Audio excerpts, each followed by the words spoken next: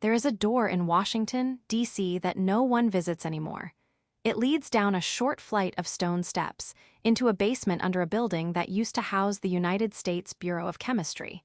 It is sealed now, painted over, forgotten. But in the fall of 1902, if you had stood outside that door at 6 in the evening, you would have smelled roast beef, coffee, warm bread, good food, the kind a family eats at a holiday table. You would have heard cutlery, polite conversation, 12 young men in dark wool suits taking their seats at a long banquet table set with fine white linen and silver. And you would not have known, no one on the street knew, that every single plate being set down in that basement had been poisoned before the men arrived. On purpose, by the United States government, with a chef at the stove and a chemist at the door, counting out milligrams of compounds that, at the right dose, could stop a human heart. Above the dining room hung a hand-lettered sign, "None but the brave can eat the fare." The men who sat beneath that sign were young. Most were in their 20s. They had signed, each of them, a single sheet of paper promising that if they died, the United States government owed their families nothing. In return, they received free meals, a small stipend, and the privilege of offering up their bodies, every breath, every drop of sweat, every particle of waste, to the chemist at the door. Newspapers came up with a name for them, the Poison Squad. For 5 years, those 12 men ate poison meals 3 times a day. Some would vomit. Some would lose 20 pounds. Some would wake in the night with their hearts pounding and their hands shaking and their ears full of a sound they could not identify. One of them, the records whisper, would be dead within 18 months of leaving the table. Not one of them ever publicly quit. This is their story, and it is a story about food. It is a story about what Americans were really eating in the year 1900 on the plates of their own kitchens while their children slept upstairs. Some of you are not going to finish dinner tonight. Pretend, for a moment, that you live in New York City in the summer of 1900. You are a young mother. You have an infant son. It is July. It is hot. You walk 2 blocks to the corner grocer and you buy a glass bottle of milk. You don't know this, but the milk in that bottle left a dairy in upstate New York 3 days ago. It spoiled in the heat on the second morning. Normally, it would have been thrown out. Instead, the dairyman poured a measured dose of a clear, colorless liquid into the churn. The liquid is formaldehyde, the same chemical the funeral parlor on the corner uses to prepare corpses. The formaldehyde kills the bacteria. The milk now looks fresh. It smells, if anything, faintly sweet. The dairyman seals it, ships it, and sells it to your corner grocer, who sells it to you. You bring it home, you warm it on the stove, you feed it to your baby. 3 weeks from now, your baby will be dead. The doctor will call it summer complaint. He will shake his head and say something about the heat. He will not say the word formaldehyde because he does not know. Neither do you. In the summer of 1900, in some American cities, 1 in every 4 babies born did not live to see autumn. The milk was only the beginning. The butter on your toast had been cut with borax, the same powder sold today to kill cockroaches. The cheese on your sandwich had been dyed yellow with lead chromate, a paint pigment. Your child's penny candy, that cheerful red drop bought as a reward for a good day at school, had been colored with cinnabar, powdered mercury ore. The green candy had been colored with copper arsenite, a literal pesticide. Your bread had been stretched with ground chalk and plaster dust. The strawberry jam on the bread contained no strawberries. It was apple pulp, glucose syrup, and a dye made from coal tar. The olive oil on your kitchen shelf was cottonseed oil dyed green. The coffee in your cup had been bulked with ground peas, ground chicory, and in some cases ground dirt. The beer your husband drank at the saloon had been preserved with salicylic acid, the wine at Christmas with boric acid, the cider in autumn with sulfuric acid. And then there was the meat. In 1898, only 4 years before the Poison Squad first sat down, American soldiers in Cuba began dying in their barracks. Not from bullets, not from yellow fever, from beef.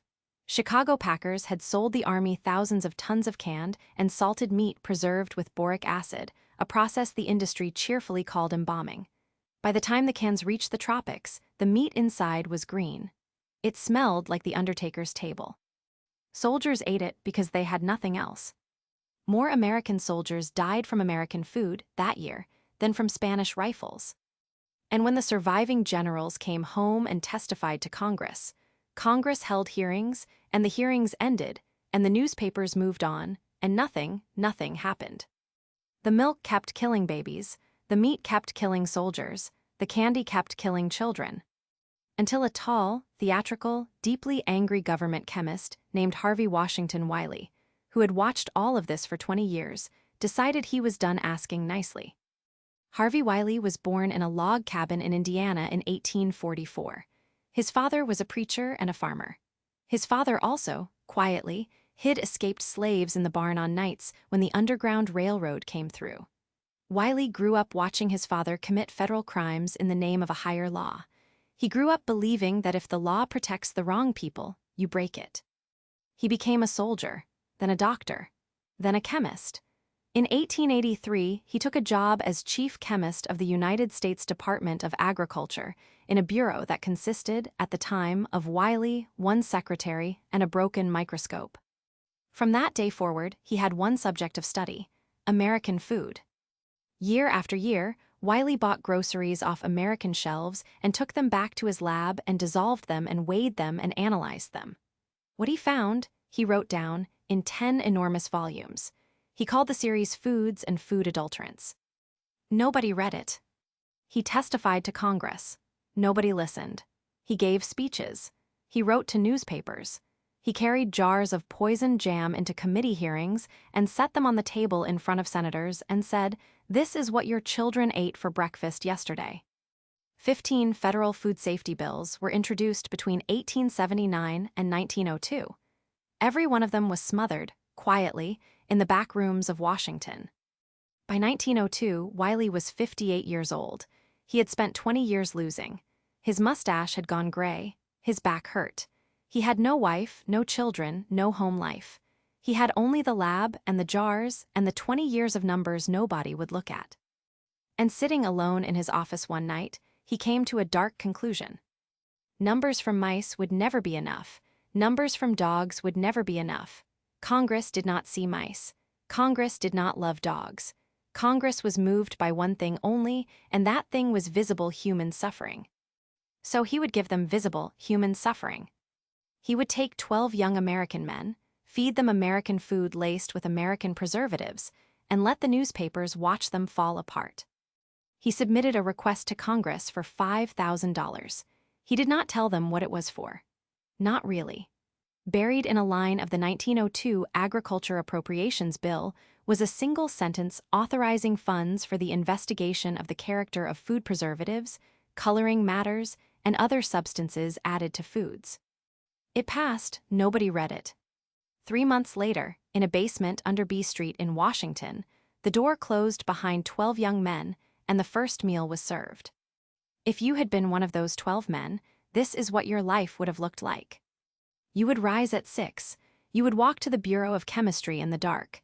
You would present yourself at a locked door, and a doctor would take your pulse, your temperature, and your weight. You would step onto a scale. The scale's needle would be read twice. Once by you, once by a clerk.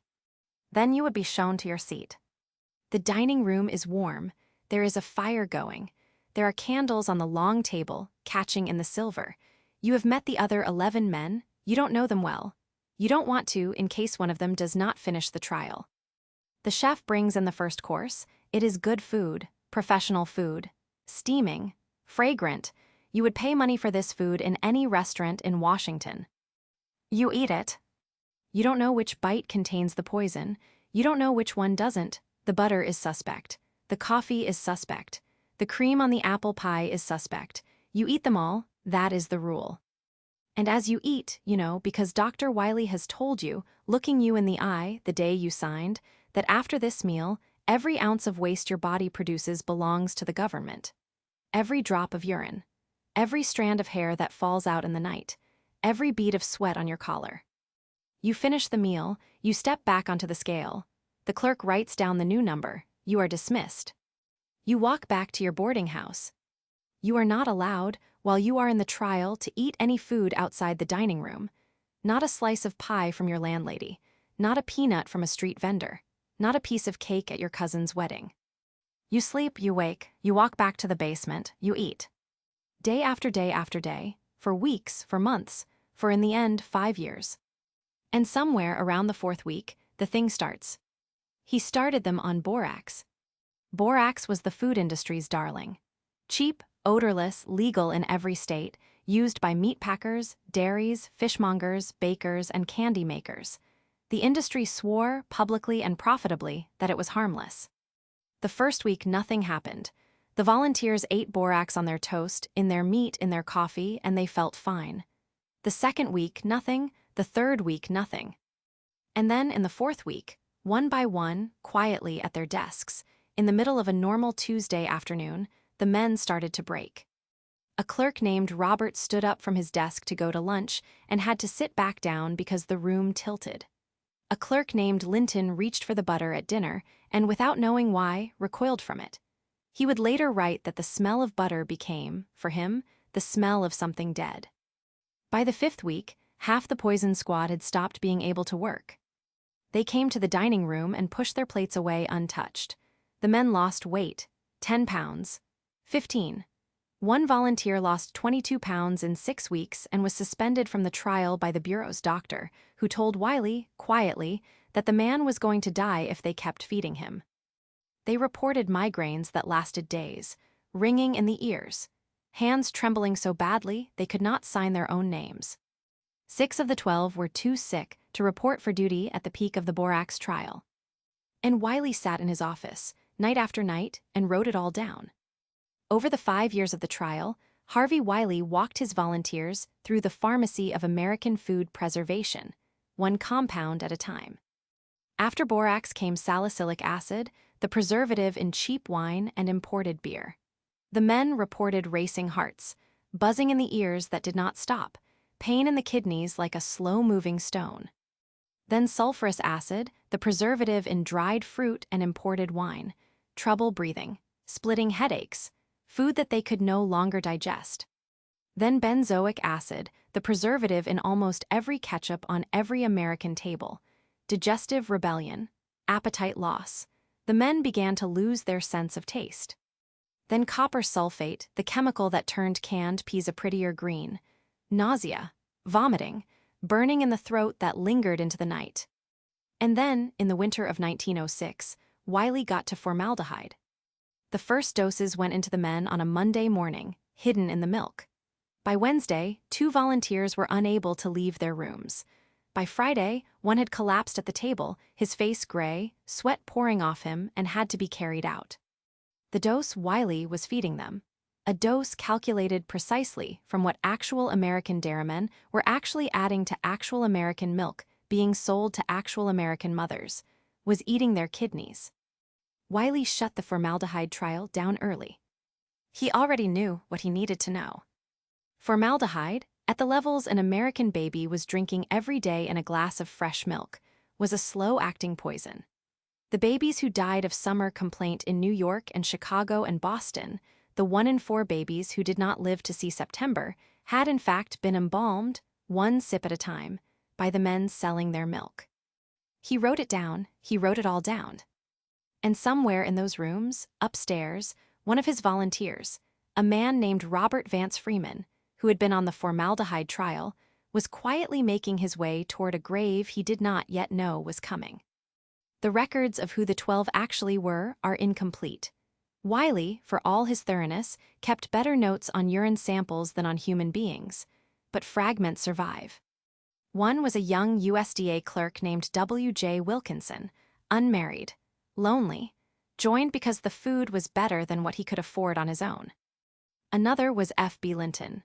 He joined, he wrote many years later, because he was 23 and poor and restless, and because Dr. Wiley, sitting across a desk from him, had made the whole thing sound like an adventure.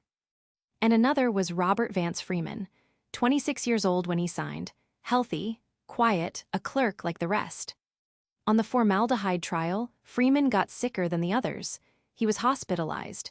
He recovered, apparently, and went back to his desk. He left the trial. He returned to his family. He was dead within the year. His family said publicly that the poisons had killed him. Wiley denied it. Wiley had to deny it. To admit a single death would have ended everything. But the timing and the pattern of Freeman's decline was difficult to ignore. The rest of the squad, in ones and twos, also began to fade from the record. Several reported permanent digestive trouble. Several never regained the weight they had lost. At least 2 suffered lifelong kidney problems.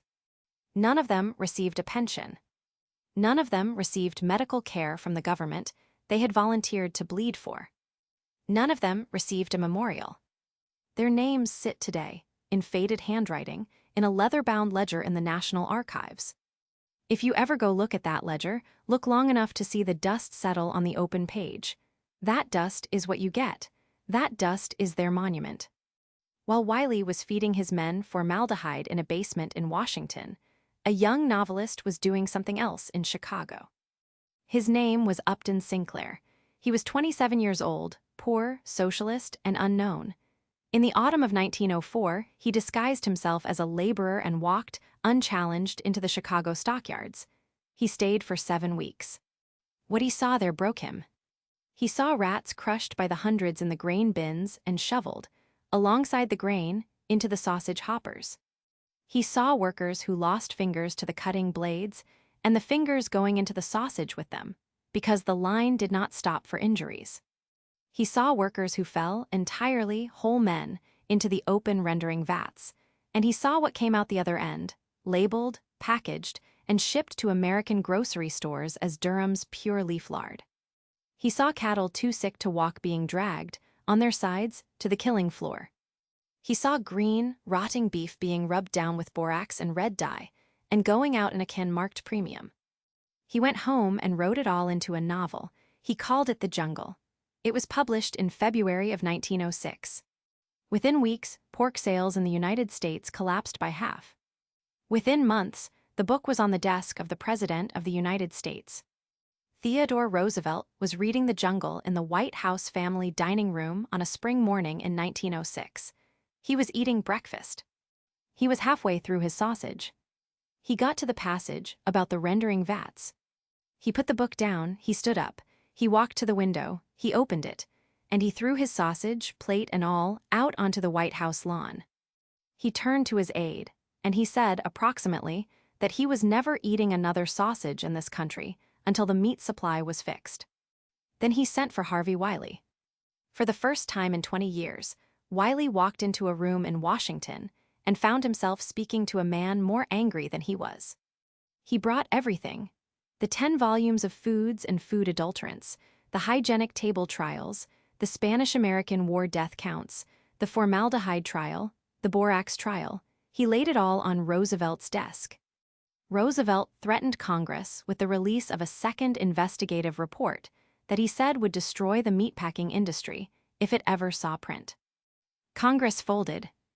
On June 30, 1906, on the same day, Theodore Roosevelt signed 2 laws. The Meat Inspection Act, which for the first time required a federal inspector in every slaughterhouse in the United States, and the Pure Food and Drug Act, which for the first time required every product of food or drug sold in this country to list its ingredients, and gave the Bureau of Chemistry, Harvey Wiley's bureau, the power to enforce it. For a single shining moment, at the end of June 1906, in the city of Washington, Harvey Wiley and the 12 men of the Poison Squad had won. It would not last. The industry did not die. The industry adapted. Within 2 years of the passage of the Pure Food and Drug Act, a group of industry-friendly chemists had been appointed to a referee board, with the power to overturn Harvey Wiley every time he tried to use the law he had built. When Wiley tried to ban saccharin, the referee board overruled him. When Wiley tried to ban the benzoate in ketchup, the referee board overruled him. When Wiley sued the Coca-Cola Company for serving caffeinated syrup to children, the Supreme Court itself overruled him. By 1912, Wiley was 68, exhausted, and being investigated on a manufactured ethics charge by his own department. The Secretary of Agriculture, who had once been his ally, had been replaced by an industry man. On the afternoon of March 15, 1912, Harvey Wiley walked into the secretary's office and resigned. He had served the United States government for 29 years. He walked out of the Bureau of Chemistry that day and never returned. He spent the rest of his life at Good Housekeeping magazine, running a private testing lab and stamping consumer products with a seal of his own design, because the federal government would no longer let him stamp anything. He died in 1930. He was 86. His memoir, published the year before, was called The History of a Crime Against the Food Law. The crime was what they had done to his law. In 1930, the same year he died, the Bureau of Chemistry was renamed. It became the Food and Drug Administration. Harvey Wiley never saw the name change. He was already in the ground. Go to your refrigerator, open the door, pick up the milk, turn it around, read the label. That label exists because 12 men ate poison in a basement in 1902. Open your cereal cabinet, pick up the box, read the list of ingredients. That list exists because 12 men ate poison in a basement in 1902. Your child's Halloween candy, which is not dyed with mercury. Your hamburger, which does not contain rat. Your glass of wine, which is not preserved with boric acid.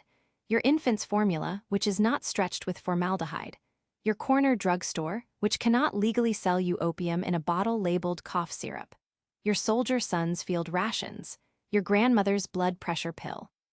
All of it, every last package, every last label, every last inspector, every last lawsuit, every last federal agent knocking on the door of a dirty packing plant at 2 in the morning with a warrant. All of it runs, in an unbroken chain, back to a long table in a basement in 1902, under a sign that read "None but the brave can eat the fare," where 12 young men in dark wool suits sat down and ate poison 3 times a day for 5 years, because nobody in Congress would listen to a chemist until they could watch Americans suffer on the front page. The men who sat at that table are buried now, most in unmarked graves. No monument, no plaque, no pension, no acknowledgement. Only a ledger in the National Archives with 12 names in fading ink. And every American stomach that digested breakfast this morning without dying. Here is the part that should keep you awake. What Harvey Wiley did, deliberately feeding known poisons to healthy young volunteers, under signed waivers, in a federal facility, in public, for 5 years, would be illegal today. Illegal under the Nuremberg Code. Illegal under the Declaration of Helsinki.